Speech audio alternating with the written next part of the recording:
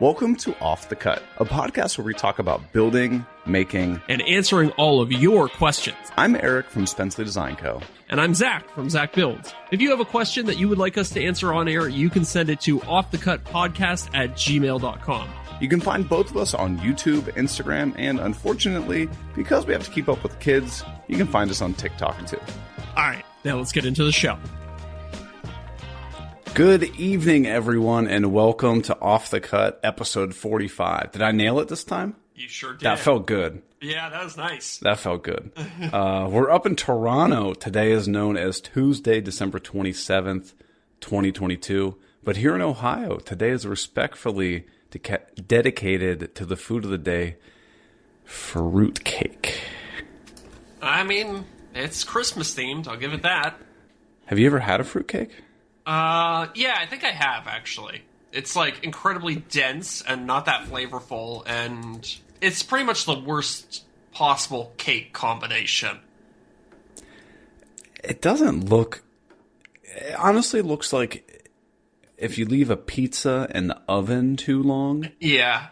But that's the... like 360 throughout this piece of cake. Like, it's got, like, burnt cheese. It's just brown, right? Yeah. Like deep brown. It's not soft and fluffy. It's dense, and then there's just little nuggets of fruit scattered throughout. So this is what Wikipedia says. It says it's a fruitcake is a cake made with candied or dried fruit, nuts, and spices, and optionally soaked in spirits. You got me there. Coming back around all of a sudden. It's not just like a rum cake. Yeah. Yeah, it doesn't look great. Have you ever had a panettone cake or whatever? Like Italian? It's like festive. Cake. Yeah, look it up. I might be saying that wrong. I don't know. What is a panettone cake? It's an Italian cake, largely fruitly enriched sweet bread. Mm-hmm. I don't know. In my mind, it goes hand in hand with the fruitcake. Am I incorrect in thinking that a fruitcake is something that my grandma probably loves? I wonder. I mean, I'd be concerned for your grandmother if she actually legitimately loved fruitcake. I feel like it's just one of those things that's like a filler gift. You're at the grocery store, you're like, oh, I forgot to get Uncle Ted something. Like, let me grab a quick fruitcake before I get out of here. So this is something that you usually give as a gift. Yeah. Oh, yeah. Nobody would buy one for themselves. It's because it's disgusting. Yeah, it's 100%. It's like it's almost like a gag gift that you give to somebody. No, but I think seriously, it's like a holiday thing. It's like they only sell them around Christmas and the New Year. I mean, I'm pretty sure, anyways. Walmart's got them. They come in. Yeah. They come them. Oh my god, I haven't been drinking. I swear. They come in what they call bricks. So they come in 3 1-pound bricks. 3 1 pound. Okay. Claxton world famous fruitcake. How much for 3 pounds of fruitcake? $24.95 US with free shipping. Cheap. Okay, coming back around again. Yeah. But that's more expensive than I would have thought. Like, I mean, this is from Wally World. I don't know. I mean, that's good. That's going to be one of the cheaper options, I'm guessing. Well, here's one from goldbelly.com that's $69 for 4.5 pounds of fruitcake. And it comes in a metal container. Yes. Yeah, for gifting purposes, right? Who is buying this? It looks disgusting. I think you're right. It's old people, for sure. Yeah, I don't know. Hey, could you imagine, like, somebody gives you a $69 fruitcake, and you're like, you could have got me an Amazon gift card. It would have been a much better use of your money. I know. I wholeheartedly agree. So there were reviews, and the first review is from Mary. Mm-hmm. You know, could be old, could be young. Mm-hmm. Second review is from Pam. So we're already instantly jumping up in the age scale. Yes, definitely. And then we have Deanna. Yeah, I would also say that's probably that's an older person based on the name. Joyce, yeah, that's old too. That was my grandmother's name. Mm-hmm. Susan and Barbara. Wow. So I think we found the clientele that's buying you dialed in on the demographics right there. Yeah. All right. Well, I'm not a fruitcake guy. No. I would love to hear the pitch from the high-end fruitcake company where they're like, yeah, I get it. You've had the crappy ones in department stores, but if you just tried our $80 fruitcake, I'm sure we could bring you around. Have you had fruitcake before? Well, you've never experienced fruitcake like this. Yes, yeah. I'm trying to see if there was a fruitcake on Shark Tank. So, why would you find You've them seen there? Shark Tank, right? Yeah, I've seen Shark Tank. Oh, they had some pretty have you ever seen? stuff. So there's Shark Tank and there's Dragon's Den, and Dragon's Den is the Canadian. Oh, no, I think Dragon's Den started in the UK, and then they brought Dragon's Den to Canada with a different cast, and then I think Shark Tank was like the American spin-off.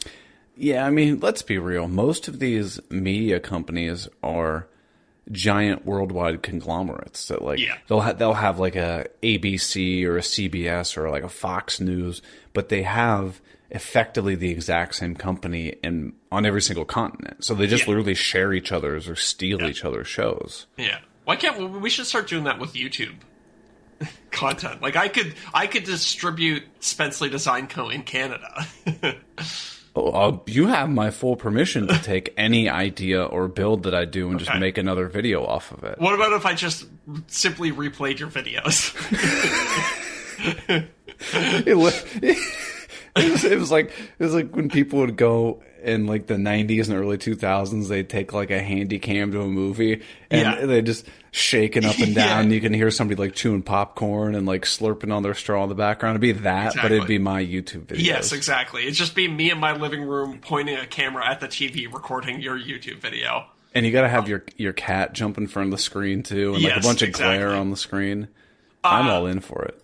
That reminded me. So, did we talk about this on the podcast before? The show Power Rangers. Are you familiar with it? I'm familiar with Power Rangers. Probably a big part of your youth. Do you know the backstory of Power Rangers? I do not, but I'd love to hear it. So, Power Rangers was this Japanese show that they bought.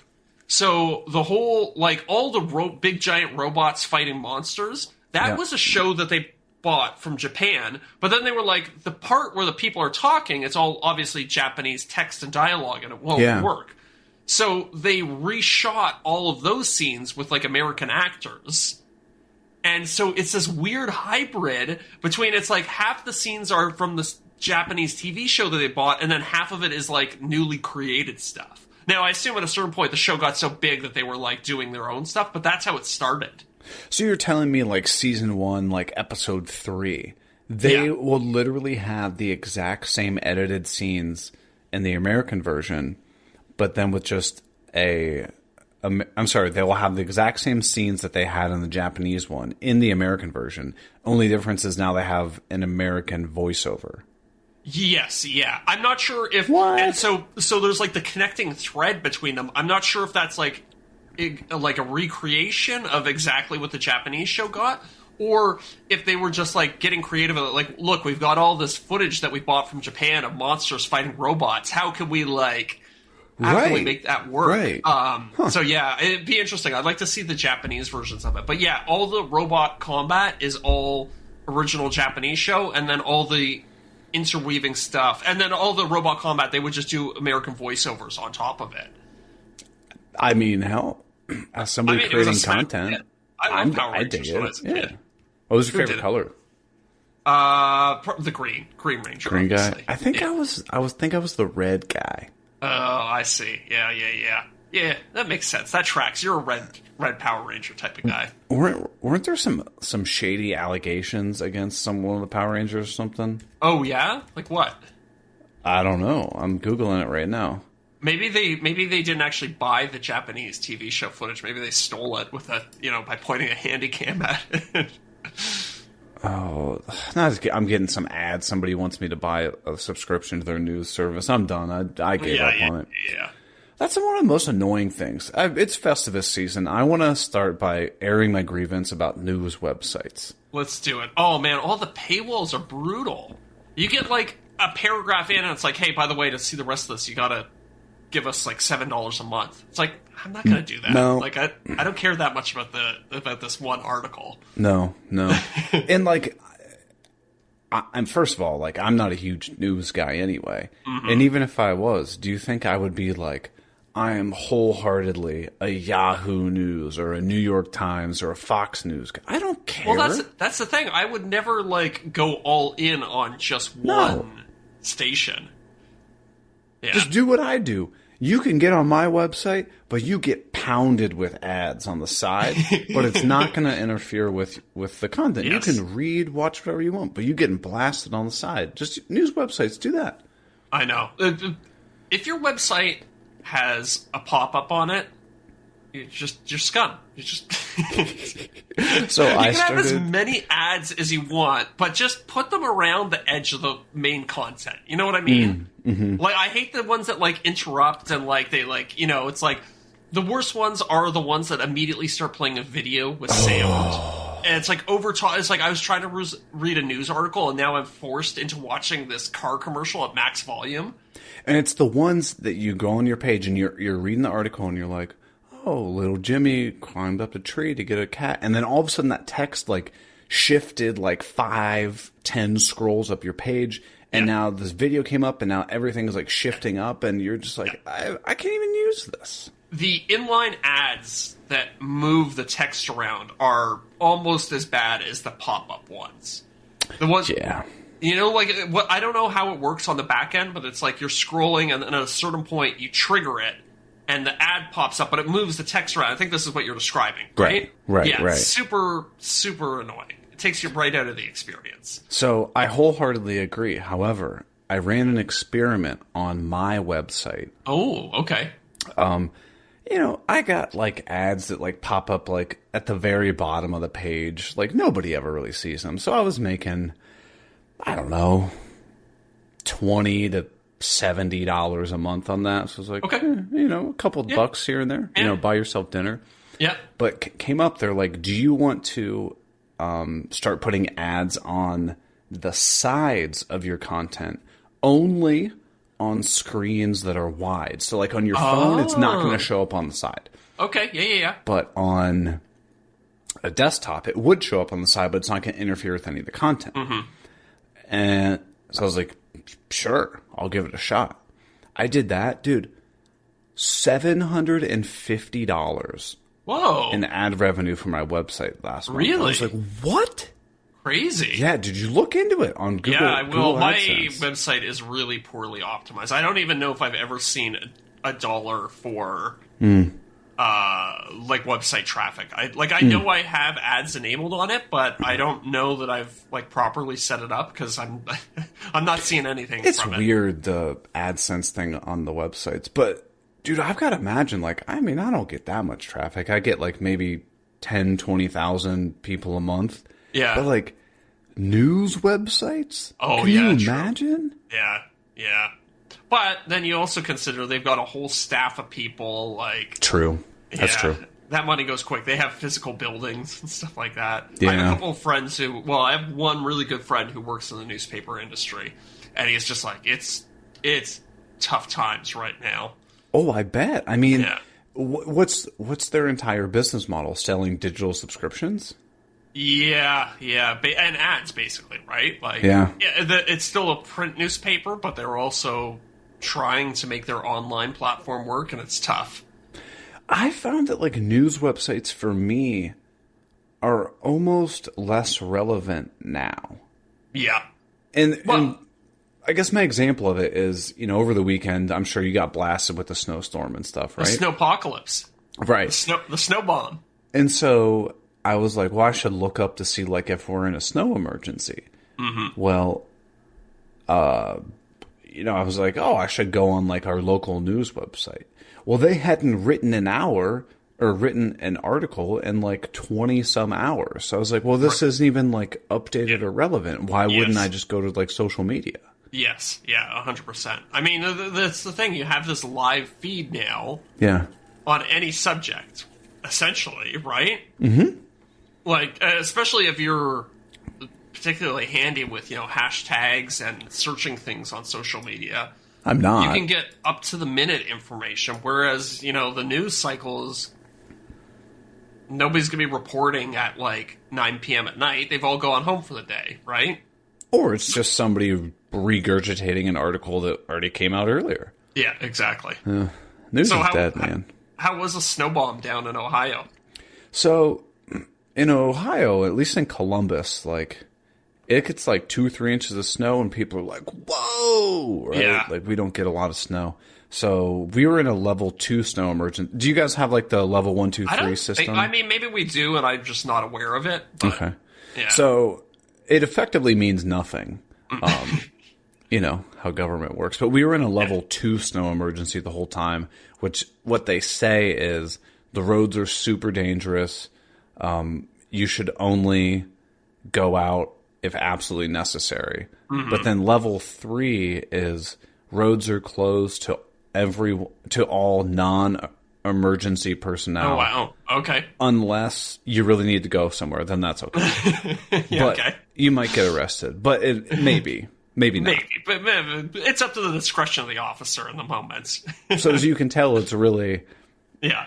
you just do what you want, right? Yes. So I mean, like, we were solid ice for several days, and Oh, wow, okay. because it was so cold that they couldn't put like saline solution out or rock salt because it wouldn't do anything. Oh, interesting. So all of our roads were just like packed down snow that just be turned to ice. Ice, yeah. And no one around here knows how to drive. They're like, oh, I'm losing traction. I should probably give my car more gas, right? Yeah, that's the one surefire way to get out of any tricky situation in a car. More gas, baby. Right. So, I mean, we just pretty much just stayed home. We watched some movies. Perfect. And I didn't really have a lot to work on because everything that I was working on was things that I'm waiting for responses or feedback from other people. And they're out of the office, so yeah, it was a little bit of a tough weekend, but we made it through. How about yourself? It's a slow time of year. Yeah, so we had like one really windy, snowy day on the 23rd, I think, and then pretty much next day, all of it gone. Back to wow! It was real quick, like. The roads were perfectly on Christmas Eve. We like drove to like the next city over to go visit my girlfriend's brother, right? And like dry pavement the whole way. Damn. Yeah, but the day of so speaking of people not knowing what to do when their car starts sliding, the day of the storm, I was like, okay, Sophie, let's get in the car. We're gonna go find an empty parking lot, and I'm gonna teach you to do some donuts because I think it's important to know what happens to your vehicle when it starts to slide, right? So it's like, like get up a good head of steam, then slam on the brakes and try and turn the wheel and see what happens. Like start taking a corner and then press on the gas too hard and see what happens. And yeah. By the end of it, she was very addicted to drifting and doing donuts. And she has a X3, right? Yeah. Which is rear-wheel drive. Oh, rear.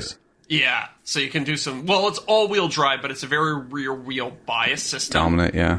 Yeah, so the front wheels only kick in when the rear one starts slipping, I think. Can you lock it? Yes, yeah. Okay, so she can put it in, like, four-wheel high or whatever. Oh, no, sorry, you can't. Oh. It's completely...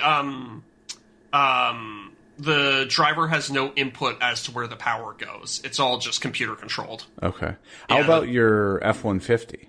That I can do, yeah. I have, like, the 4 high, 4 low. I can even lock the rear differential, I think, too, so... So what does locking the rear differential mean? Does it mean that the rear 2 tires always spin at the same rate? Exactly. Okay. They're in tandem. It's good for low traction scenarios. I think they're... Maybe even when you're, like, going through mud and stuff like that, you might want it. Okay. Because otherwise the car will have a tendency to send the power to the wheel with the least traction. And there's like electric locking rear differentials where if it senses that one wheel is starting to spin, then it will lock the rear axle so that they both start spinning in sync. Differentials are crazy. Have you ever seen how one of them works? I've seen some of those like computer animated, where they like cut it in half basically and like show you how all the different things work. It's crazy. I know. Well, there's a really hard problem that goes into a car. So, like, when a car is going around a corner, the inside wheel is spinning much slower than the outside wheel. And you don't really think about that, right? Like, you're just like, okay, the car goes, but, like, how would that ever work if both wheels are connected to the engine, right? Yeah, it would it basically lock you into a perfectly straight line, right? Yeah, exactly. So the differential is just like this crazy magic box that somehow allows you to apply power to one side and then have it split between the two wheels and have them be able to spin at different speeds. It's a pretty impressive piece of engineering at the end of the day. No, it truly is. So I think this would be something important. And it's because I'm about 75% certain on this, and maybe you can educate me more. There's so much talk about, especially during snowy times, four-wheel drive versus all-wheel drive. Right. Yeah. So, educate me on this, Zach. I think, to my mind, four-wheel drive implies that the user has some input into where the power is going. So you can switch between two-wheel drive, between four-wheel drive, right, between four high, four low. Whereas an all-wheel drive is what the X3 is it's opaque to the user. Like, the car is just kind of working magic behind the scenes, and you don't really know what it is. And then there's, like, symmetrical all-wheel drive with, like, a Subaru, where it means that at all times, the power is split 25, 25, 25 to each wheel. Whereas, like, so that's a symmetrical all-wheel drive system. Whereas the X3 that Sophie has, it's like 85% to the rear wheels and then just like 15 to the front. So it's really just to get you a little bit of traction to get you out of tricky scenarios. But, so let's rate it. We would have the most basic, we would call your two-wheel drive, which is probably, what would you guess, 70-some% of cars out there? Probably, yeah. Yeah, well, I mean, it's probably going to depend on where you are, too, right? That's true. You know, the further north you go, the more likely you are to see people with some all-wheel drive system. But I think 70 is probably a pretty good. Yeah, we would say two-wheel drive is going to be your typical pedestrian car. So usually, right, I would say most cars are probably two-wheel, front-wheel drive. Yes. With the exception, rear wheel's pretty rare these days. Yeah, rear wheel is typically reserved for more sportier cars because they can corner better with them. Yeah. So then you would say a step up from that. We're just talking like if you're in the snow. Rear wheel drive would be your worst bet. Yeah, generally speaking, yeah. Then front wheel drive would be slightly better. Yep, step up from that. And the reason for that is because you have the weight of the engine sitting right over top of your drive wheels. So you get more traction just by virtue of having all that weight concentrated right above them. Right. Yeah. Then one step above that, we would say, is the all-wheel drive. Yeah. Because the all-wheel drive is basically, okay, I'm going to be able to power all four of these wheels, but you're 100% relying on the computer to make the best judgment call. Yes, yeah.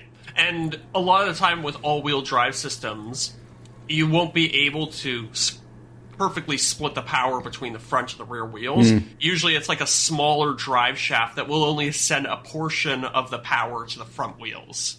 Even if the computer says, I need all the power here, it might not be able to send it all there. Exactly. It might only be able to send 10 to 30% of the power to the, whichever. Usually all the all-wheel drive systems, it's like an add-on system. So they start with a car that's front-wheel drive, and then they add a secondary drive shaft that allows you to send a little bit of power to the rear wheels, or vice versa. It starts out as a rear-wheel drive car, and they add a secondary drive shaft that allows you to send a little bit of power to the front wheels. So in all-wheel drive, if all of your power goes to the back wheels, that you can't distribute which of the back wheels it goes to. It's just a one drive shaft, right? Yeah, in like 99% of cases. I'm sure there's some really high-end cars where you can pick per wheel, and some electric cars, but in most cases it just goes to rear differential. Right. So then step up four-wheel drive. If I'm not mistaken, four-wheel drive can, in some cases, actually drive each individual wheel separately.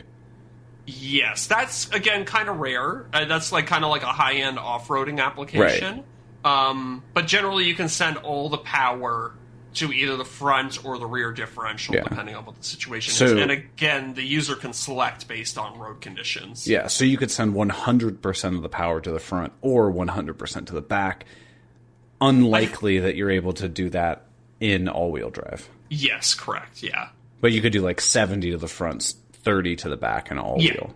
Yeah, exactly. That makes sense. That's what I thought. I was like, hey, snowy time. I'm going to clear things up. And a lot of the time, it's also just branding, right? Like all these companies have. I'm trying to think of some examples of this. Like, so Sophie's car, it's the X-Drive system, and Right. then like Audi has the all-road system, and it's It's just a bunch of, mental masturbation with the branding is all it is. Exactly. So let me ask you this. I would say you probably get similar weather patterns to me, in which it snows a couple times, like a handful of times a year. Yeah. And it usually isn't around for more than about 2 or 3 days. Yeah, sounds very similar.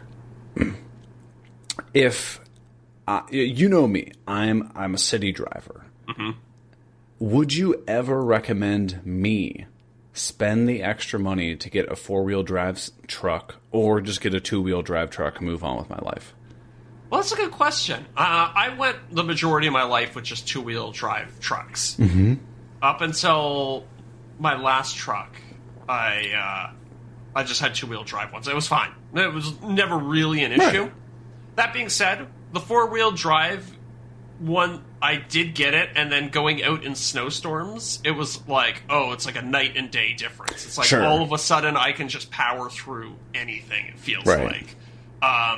So I guess it really depends, like, what you're doing and how much value you ascribe to being able to go out on those, like, really snowy days. Yeah. Like, I kind of look forward to it now. It's like, when you get a big snowfall, I'm like, heck yeah, I can get out there, I can use the 4-wheel drive system, I can feel like the king of the road. Like, it's kind of fun. No, I totally get that. Like, I got the Honda Civic, and I'm like, the whole time I'm driving, I'm like, I feel like I'm mentally apologizing to people behind me. I'm like, sorry, guys. But I imagine the Civic must be pretty good. As long as you throw some winter tires on it, it must be pretty good in the snow. It's not bad. Yeah. It's not bad. It doesn't weigh a lot, but... Yeah. But front-wheel drive, you get all the weight right over the drive wheels. Like, I used to have a little shitty... there's the explicit. There we go. Hey, we got a half hour in. Shitty Pontiac Sunfire. And that thing was actually surprisingly good in the snow. It was better than most of my 2-wheel drive trucks, because those were rear-wheel 2-wheel drive. Yeah, so isn't that where a lot of people throw, like, bags of sand in their truck bed? Exactly. Or big concrete bricks and stuff like that. Again, just trying to get some weight over those drive wheels. So if you think about a pickup truck, it's like the worst case scenario. You have this empty box right over your drive wheels, so it's really hard to get traction. Are most pickup trucks that are 2-wheel drive rear-wheel drive? Yeah. The only ones that aren't are like the quote-unquote fake pickup trucks, like the Honda Ridgeline and... Right, the Maverick. Oh, I don't know about the Maverick. I think the Maverick might actually be an all-wheel drive system, or even in the lowest spec, but I could be wrong about that. So I've been looking at the Tacomas. Yeah. And that'll like be a rear wheel if it's not 4-wheel. That sucks, though. Yeah. And the thing is, like, so say you're going to go buy a new car, and you're like, oh, man, the 4-wheel drive is $5,000 more. That's probably a bit high. It's probably more like $25,000 or $3,000 more for the 4-wheel drive or something like that. It seems like a lot, but it also increases the resale value of the car, too. Very true. So you're really trying to think about, like, the differential between what you buy it for and what you sell it for, not just necessarily, like, the sticker price that you're paying for it, right? That's true. So, yeah, I mean, in that case, I'd probably just go 4-wheel then, because I don't want to have to throw the bags of sand in there. That's a pain in the ass. Yeah, that's the thing, and I don't know. I mean, I'm a guy who appreciates being able to go out and drift and do, like, crazy stuff in the snow. I'm pumped when it snows. Like, I'm like, let's get the Civic out there, man. I can't wait. So, I mean, I do enjoy a good 2-wheel drive vehicle, but it is nice to just be able to toggle that little 4-wheel drive switch and just be like, I can motor through anything at this point. Yeah, I feel that. Yeah. Well, you know who else enjoys 2-wheel drive? Our patrons? Our newest patron. Oh, we should make that a tier. It'd be like Odie's oil fan, rigid fan, then like two-wheel drive fan. Yeah. Two-wheel drive fans. I mean, that's going to be a thing now. We got a half hour into this episode, and all we've done is talk about cars. But that's all right. This is a car podcast, right? Hey, maybe that'll be what the after show is. Yeah. Oh, man, I got something in my throat. So, goodness. Our newest patron is a rigid fan. Oh, nice. Kenneth B.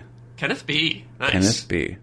And then our returning top-tier patrons are Cockers, Luke Schmidt, Jason Price, Derek Jennings at Piquant Reed Designs, Corey Duvall, and Scott Eastman at Eastie's Woodshop.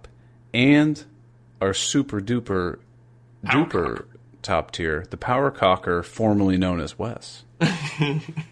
So those are some of our patrons. They get access to the after show, which is basically a whole nother podcast that we do every single week. And they also, if you join a certain tier, you get your name read every episode. So if you want to do that, you can go to patreon.com/offthecutpodcast. And I should mention as a little teaser, we're going to do a little game in the after show this week. I got it all set up and ready to go. I'm excited. I didn't even rehearse for this. Oh, no rehearsal. In fact, I'm going to insist that you pour yourself a nice big drink before we start. You don't have to tell me twice. Got a new bottle of bourbon for Christmas. Ooh, what'd you get? It was a limited release one. It's made. It's called the 5-year Nocino bourbon. So I think I've told you about this. There's this black walnut liqueur that our favorite distillery makes. Yes. That's like a dessert liqueur that you pour over like ice cream. My favorite. And it's really dark and rich and like nutty. Yeah. And so what they'll do is after they make that in barrels, they'll then pour whiskey into these barrels and let it age for several years. So it's like a whiskey that's got that flavor in it. Yes. Oh, it's so good. Oh, that Might sounds have to yummy. get some of that. Yeah. Ooh. See, I wish I could bring something like that down to Workbench Con, but I can't travel with that. Damn, maybe we can find some down there. Like, obviously not that one, because I assume that's a regional only thing. Yeah. But we'll find something We'll go nice. to the liquor store. We'll find something good for you. Yeah. Do you get any good woodworking-related gifts or content creation-related gifts for Christmas? Well, we didn't. We ended up kind of not doing our Christmas because it was so wild down here with like the weather and stuff. So some of my family lives close kind of like to Detroit. So it would have been like a 2.5-hour drive for them to come down. And my grandma's 88. So we're like, That's fair. Probably not the best idea. So That's fair. my parents were all bummed. Miranda and I were all bummed. We're like, well, we're not going to do anything. So I called my parents. I was like, hey, you mind if Miranda and I just come down? Like, we'll make dinner and just like the four of us just like have dinner and just hang out. So we did that. That's nice. Yeah, that's and great. just exchange some gifts and no woodworking stuff. No woodworking. Yeah, I don't think I got anything woodworking related either. But you know what I did get? And I've started to kind of venture this way to gifts now is more like experiences rather than That's nice. like tangible items. So like, for example, my mom and dad got me a bottle of bourbon and then got Miranda and I a gift card to one of our favorite restaurants. They're like, hey, you guys go on a nice date. Yeah. Date night for you guys on us. I Like, take that. That's a good way to go. I would much rather have that than be like, hey, I got you this like saw blade. I thought maybe you would like this. And you're like, yeah, that doesn't fit on anything I own. You know what I mean? Like It's got something the wrong like that. kerf, Mom, you idiot. Right. I don't use a combo blade. I only use general purpose. Yeah. And like, It's it's the wrong tough. arbor side. I told you 5/8. 5/8. It's challenging to get people tangible items that are very meaningful to them unless like you really, really know them. Yes, yeah. And let's be honest, we don't know our parents that well. No. Or like the worst is like your aunt. I know. The I don't further you know. get out in the family tree, the harder it gets. And so I think 2 years ago, my aunt that's challenging to buy gifts for, And I think she was also kind of like knew that it was challenging for her to buy gifts for other people. She goes, "What do you think about instead of doing gifts anymore, we just do a donation to a charitable cause that we like?" That's I'm like, nice. all in. Yeah. All My in. family did that not this year. Maybe not even the year, but the first year of COVID. We just all gave money to food banks instead of doing gifts. Yeah. And it takes all the pressure off of like, oh my God, what am I going to get Debbie? Yes. Yeah. We started doing, because we got a fairly large extended family, we started doing the white elephant thing. Have you ever done one of these? Oh, yeah, hit my mic. Yeah. I like the white elephants. Yeah, I like the white, because it's a fun game, and it's like, it brings out the worst in people around the holidays, which is great to see. Especially because, like, somebody gets, like, a sexually charged gift or something. It's funny. Yeah. It's funny. I like it. That didn't happen at my family gathering, but that's a good idea for next year. I like it. Yeah. We did a white elephant gift where we got, like, a box of, like, seaweed or something gross. Oh, yeah. And then inside of it, I put like a $20 Amazon card. So everyone's like, "Oh, what's a seaweed?" Yes. And at the end, I'm like, "But open it up, Amazon card." And you're like, "What?" My uncle did the same thing this year, except instead of gross seaweed, he gave a wax seal for the underside of a toilet. Oh. So it was like, it felt big and heavy, and you pick it up, and then you're like, "Oh, this might be something nice and premium." And then you open it up, you're like, "Oh, it's a disgusting wax seal for a toilet." And but then who doesn't need a wax seal? And then inside of that, I can't remember what it was a gift card for, but it was something like Amazon or the beer store or something. I'd take a beer store gift card. It was nice. Any day. So we got a question that came in. A non-patron question. Okay. I thought we could hit this. Let's do it. This comes from Jacob Davis. And it says... Are you being silly, or does he actually spell his name with a Y? Oh, I assumed it was just like a French J. It was Jacob. Okay. I don't know. Jacob says, "I used to work for a freight company in Columbus, Ohio. Ooh. So when they would send me out there, it was always about the food. I like where this is going.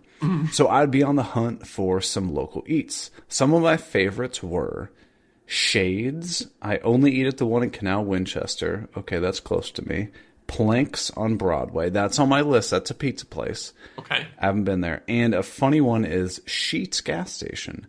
Their pizza roll thing is amazing. I've heard people talk about Sheetz before, like it's something that you have to experience. Yeah, we just had one open up down the street. So it's like a gas station with a restaurant attached to it? Yeah, it's like, have you ever been to like a real nice service station, like maybe a Marathon, but inside it has like a Subway or something? Yeah, sure. It's like that, but it's instead of a Subway, it's like their own thing. And these Sheetz gas stations are always like really nice. They're not like shady and dirty and like blood. It's such a weird name, Sheetz. I'm gonna go take a sheet. I think, funny you say that, because I think of like toilet paper sheets when I hear sheets. Or like dryer. Remember those like anti-static dryer sheets that people used to put in there? I use dryer balls now. Yeah. I've got like the wool ball thing. Although I don't even really use that. I just I raw dog the dryer. It's fine. So you get mad? No, we do. I do not touch her laundry. She doesn't do my laundry. I don't do hers. We're both like completely independent. Because the few times have attempted to do hers, she's like, "You don't put that in the dryer." Like, I'm like, all my clothes go in the dryer. I don't own anything that can't be dried. I think the only thing that can't go in the dryer is like my suit jacket. Yeah, okay. But that goes to the dry cleaner. Right. It's not like you put that in the washing machine either. I'm going to be honest with you. I've never washed that jacket. Oh, no. I wear it like twice a year. Who cares? Like, right. Yeah. Right. That's why you take it off when you eat. Yeah, exactly. You know what? Like I say, I wear it twice a year. The jacket especially. It's like it's for weddings, right? Yeah. You take it off to eat, then the dance floor gets going. You also have it off. Like it's really only for when you're arriving at the ceremony.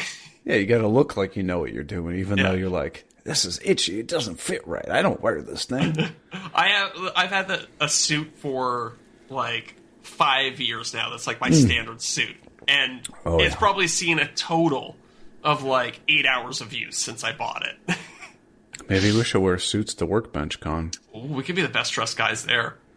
People would think we were assholes, though. Yeah, people would think we're assholes. Well, I have a funny story about my suit. Well, it's not that funny, but my friend works in the film industry, and when they're done, when they cancel a show, they have all these props for the show that they sell. So my friend got me this like $2,000 suit for $10. Nice. Yeah. I love it. So I always get to feel like a big shot when I wear it, but it cost me $10. Hey, somebody's got to do it. Yeah, exactly. Oh, wait, I didn't finish Jacob's question. Oh, right, yeah. I got distracted talking about suits and dry cleaning. This happens. So, Eric, have you eaten at any of these places? Shades in Canal Winchester? No, I have not, but I am going to write it down. I don't even know what it is. Planks was the other one? Shades, Canal Winchester. Planks on Broadway is a pizza place. It's on my list, and I have not had that. Okay. Shades, Canal Winchester. Shades Restaurant. Oh, okay. American restaurant, neighborhood sports bar, restaurant serving classic pub grub. Huh. Oh, man, that looks like a wicked pizza. Okay, I'm putting that on the list, too. That's moving up the list, sounds like. And funny one is Sheets. No, I haven't gone to Sheets yet. You haven't gone to Sheets? I've been there. I haven't had the food. Okay. What kind of food do they sell at Sheets? Let's see. It's like drunk people food. Yeah, okay. Sheets food. Let's see the menu. Food? So like burgers, fries, mac and cheese bites, mozzarella sticks. Sounds kind of nice. I had some mozzarella sticks last night. It was fantastic. Oh, there's no such thing as a bad mozzarella stick unless it's cold. Yeah, true. I don't know. Even like day-old mozzarella sticks, I can get into those. You know, like leftovers, you put them in the fridge, and then you go to them the next morning. Pretty yummy. I mean, cheese just, there's nothing wrong with cheese. I love cheese. The more cheese, it's good in all its shapes and forms. Right. That's what she said. You know what my favorite part of the holiday season is? Cheese. All the charcuterie boards that come out. I love me a good cheese and meat plate. Here's my gripe about shark cutlery boards. Yeah. Is I'm always down to eat one, but I don't want to be the person that brings them because those MFers are expensive. They really are. Dude. Like one block of cheese is like $12. Yeah. Here's what you do. If you're getting together with a group of friends, just everybody brings a few things. Ooh, you kind of make a what do you call it? Like a potluck. Yeah, exactly. Yeah, okay. Everybody pitches in. Everybody brings one cheese, one meat, and one cracker. Throw it all out on the plate, and everybody's having a great time. And also, make sure your cheese is cold. There's nothing worse than the warm cheese on the board. That's the sweaty cheese. Yeah. Ugh, yeah. Get the old cheese sweats. Unless it's a brie and you bake it. Oh yeah, I'm in on that, no doubt. Yeah. I still didn't finish the question. He goes, sorry, Jacob. For both of you, what would you recommend to someone if they only had one meal? Does not matter food. For example, barbecue, Tex-Mex, whatever. Anyway, love the show. Keep up the good work. Thanks, Jacob. That's very nice. Thank you, Jacob, which I assume is your real name. All right, Zach. If you had one meal, yeah, you had to recommend to somebody. Okay, so this happened last week after the podcast. It was Thursday night, I think. Wait, before you start, can we do one? Got to keep it cheap. Okay. The other, unlimited budget. Okay, so I'm going to start with my unlimited budget one. Okay. Because last weekend, Sophie's company had their office Christmas party. Nice. And they had it at a really, really nice steakhouse. Ooh. And I got my first taste of a good Wagyu steak. How was it? Dude, it was like well done. Butter and meat had a baby that is a Wagyu cow. Okay. And it was just so good, it's now ruined every other type of steak to me. Mm. And it sucks because totally outside of my price range. So how much was it? Did the menu have prices, or was it one of those like they gave you a priceless menu thing? It was half and half, and you could. So a lot of it was just like market price, Right. And then the steaks, some of them you would order by the ounce, and it was like $25 an ounce for some of these steaks. So I mean, you're talking probably at least $100-$150 for this bad boy. Yeah. And it was like when you order, no side, you get no sauce. Oh, a la carte menu, yeah. That is just for the steak. I think there were like 8 of us at the table, and I'm sure the company spent like $2,500 on that one meal. Oh yeah. So yeah, now I'm ruined. But that is my answer for unlimited budget of like a Wagyu steak. Well, tell the people in Toronto, what's the restaurant called? Oh, it's called Blue Bloods. It's in Casa Loma. So Casa Loma is this really interesting building that's like, it's like a castle, but it's not actually, because Toronto has no history. The city's only like 300 or 400 years old or whatever it is. Look up Casa Loma. Is that what you're doing? Mm-hmm. So it was this really rich guy built this house for that's his dope. wife. Yeah. So he built this crazy baller house for his wife, and then she died in the middle of construction, and now it's just become this like tourist destination in the city. But it's really beautiful inside. They have, floor to ceiling, and like I'm talking 20-foot, 30-foot ceilings, oak paneling. It's really nice, and they have this super classy steak joint in there. Looks good. Apparently, Drake frequents the Blue Blood Steakhouse. That's what they kept telling us when we were there. Oh, Darake. Yeah, Drake. Yeah, I've heard of him. The music guy. Yeah, the music guy. He makes those jamboree songs. And then in terms of... the kids are talking about the jamboree music. Yeah. And then cheap. How cheap are we talking here? Because I can go cheap. Under $20. You got to walk out of there just Zach's meal under $20. Oh man. I'm struggling right now because I would. All right, I'll let you think about it. Yeah. You go.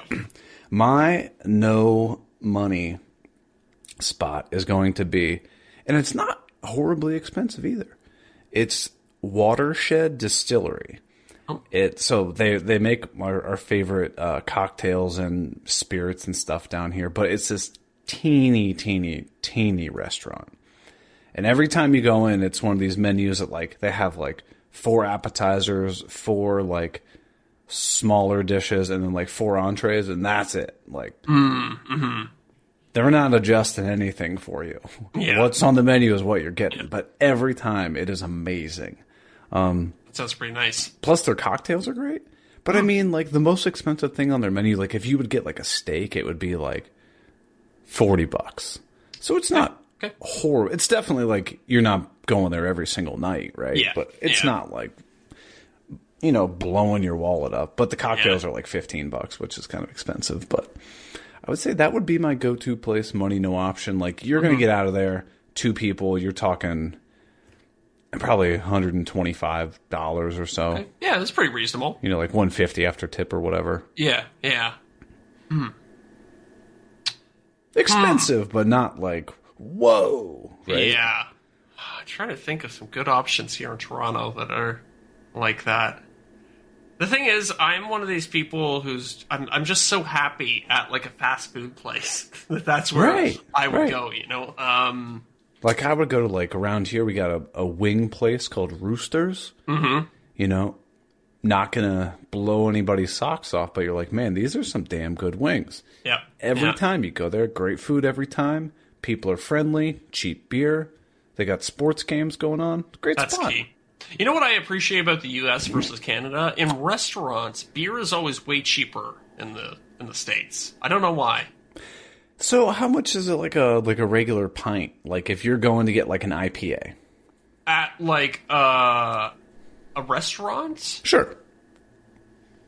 $10, $12, something like that. Damn. Yeah, that's what I'm saying. So like if you got like a 16-ounce IPA at a restaurant here, we're talking like $6. Yeah, considerably cheaper. I paid last night. I went out to a bar with some friends. I paid $12 for a can of Bud Light. For a can of Bud Light? Yeah, I saw Tall my friend boy? drinking a Bud Light. I was like, yeah, for a tall can. I was like, oh, that's kind of like a fun novelty. I'll order one of those. And the guy was like, okay, $12. I was like, oh, really? Like, Fuck. yeah. That's like Nationwide Arena highway robbery prices. I know. I was just buying it on a goof, too. I thought it'd be funny to drink a Bud Light, but yeah. Was it at least a 24 ounce or was it a 16 or was it a 16, I think, or 18 16 or whatever ounce? it is. 500 Damn. milliliters. I don't know what the conversion is to ounces. That sucks. Yeah. That's like a stadium price. I know. So Feels bad, man. was a cocktail like literally the same price as like a beer? No, cocktails are like $18-20. Holy hell. Yes, I know. It's hard to be an alcoholic in Canada, or at least in Toronto, anyways. Isn't the alcohol tax different? Yes, yeah. It's like substantially more or something? And also, you have to get alcohol from the government. Yeah. Even restaurants like have to buy their alcohol from these like government-run stores. So it's interesting because you don't really see what the tax is. Because they just charge the price that they charge. Mm-hmm. So you don't know what they're buying it from the supplier for. So theoretically, the tax is infinite. You get free health care, yeah. But you got to pay more for your liquor. Yeah, exactly. In one end and out the other. That's absolutely it. So I had a question I wanted to ask you, and this got me kind of thinking about like furniture. Look at us. We're 52 minutes in and finally starting to talk about woodworking. Yeah. So I was talking to Troy over at Arbor Tech, and they want to do a video later on this year. Power carving? Yeah, power carving. Nice. And so I was like, I don't really need any furniture, but what's something that would be moderately easy to do, right? Yeah. So I was like, okay, well, like my media console / entertainment center thing, you know, where your TV sits on and then just shelves of garbage underneath. Yeah. I was like just going to replace that with basically like a floating media console, something that's, you know, maybe that's cool. 8 inches thick, you know, 12 inches off the wall, little door you can put some stuff behind. I like it. And then wall mount the TV. Right. Yeah. But then I got to thinking, are media consoles obsolete now? I mean, not if you're me. I got all sorts of AV crap that I need to have underneath my TV. But yeah, I think largely speaking they are, because smart TVs are so well integrated now. Right. You don't need to have all this other accoutrement that comes with the TV. You no longer need a cable box. You don't need like a DVD player. Yeah. I know like some people have like a AV receiver they plug their speakers into, but I would say that's probably a minority of people. Yes, definitely. Like, what else do you need? You just need your TV and like maybe if you want to bump your sound up, you get like a sound bar. I would say those are popular things that people have. But then I got to thinking like, how weird would it look if you just had a TV mounted on the wall, but didn't have like a media console or a shelf or something underneath it? Would it? Is it not balanced?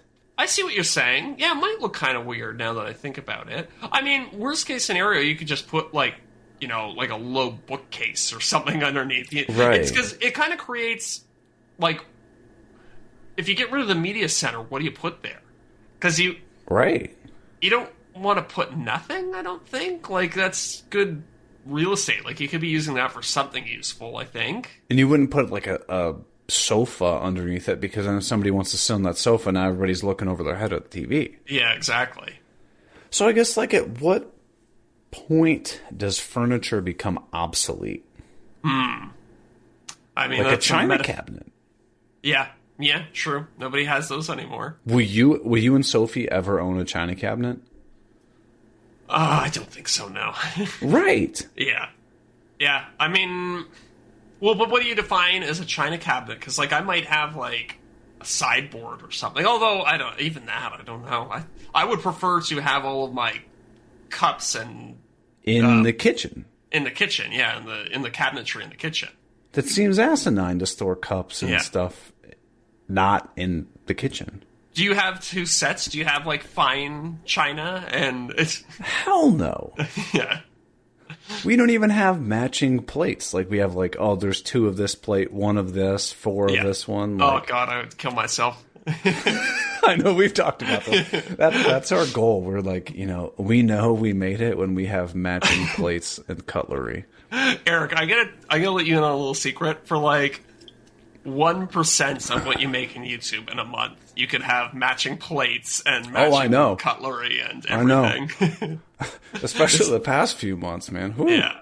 It's not a big expense. I think you can do it. What I'll do is I'll just come home one day and I'll just throw everything on the ground and be like, I've had enough. Yeah. Yeah. It's fun smashing stuff. Make a big thing out of it. I wonder if I can make a YouTube video out of smashing stuff. Oh, yeah. Interesting. I bet you could. I'll buy some rigid tools and smash them. Yeah. Have you ever heard about this trend called rage rooms? Oh, yeah. Never done one. I did one for like I did one for a friend's bachelor party like 10 years ago or something. How was it? Like that. I mean, I've done demolition professionally. I've smashed enough stuff. Yeah. Yeah.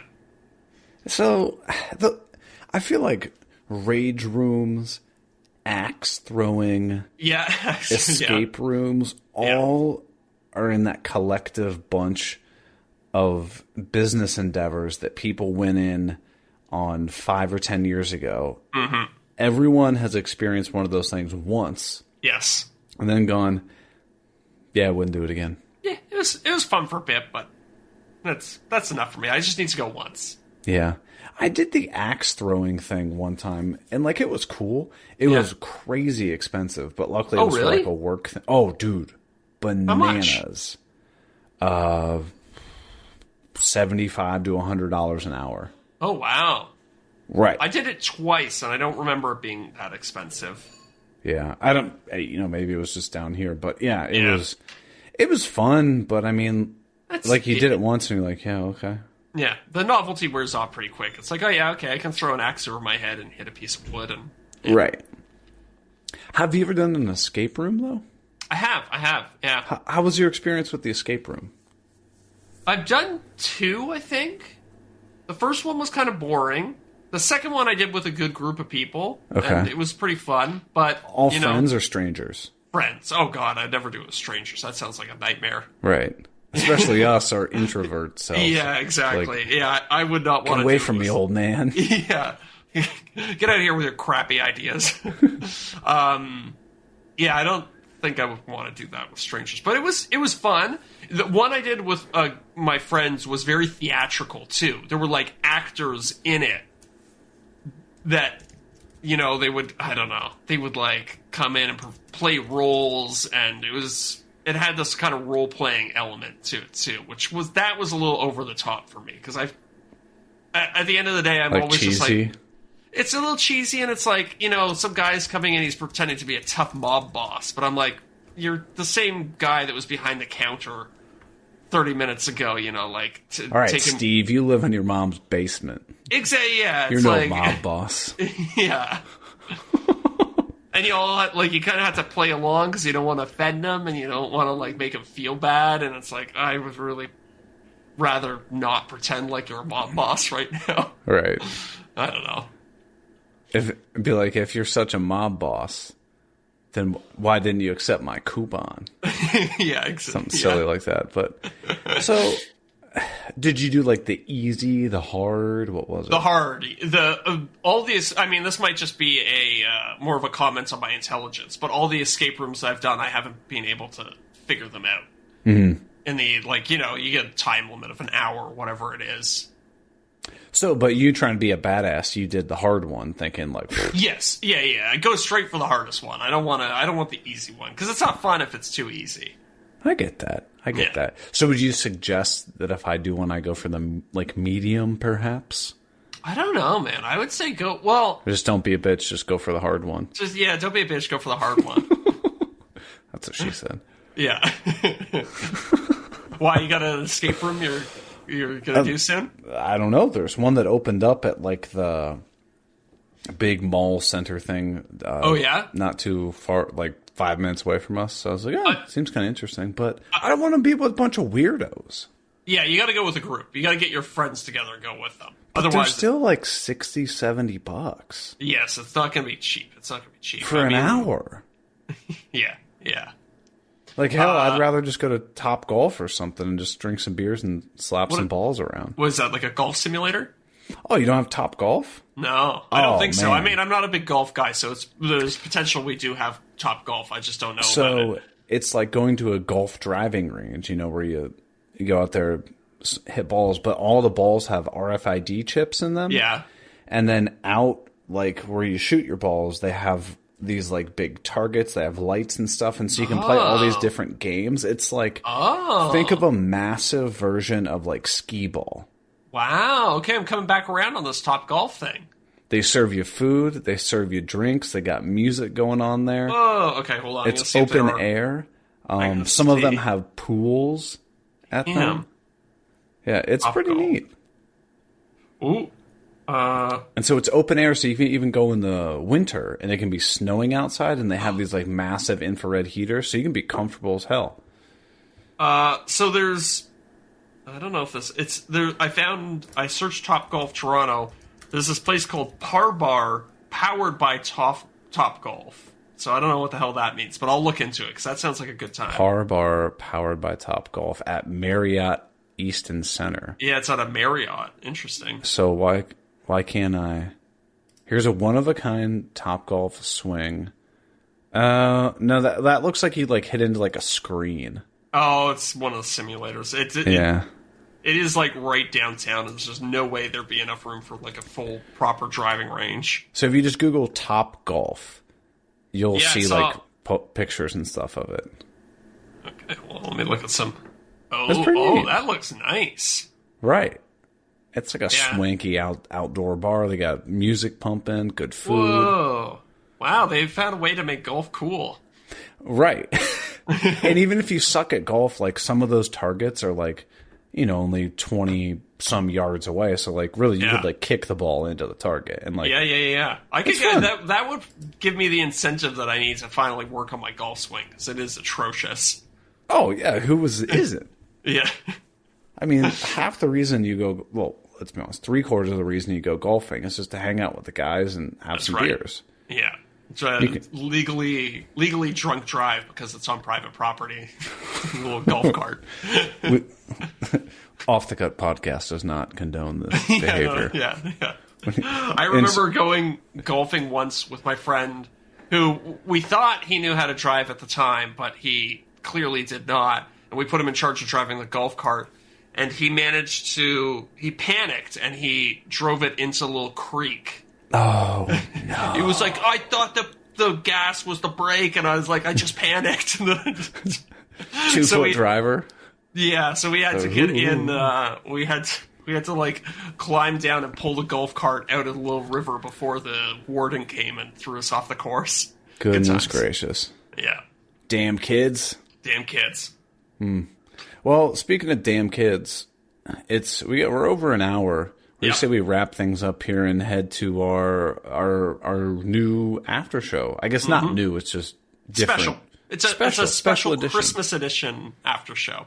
I'm excited to hear what this is. I think you told me about it, but I kind of forgot about it. So yeah, should I tease it? I guess I should tease it.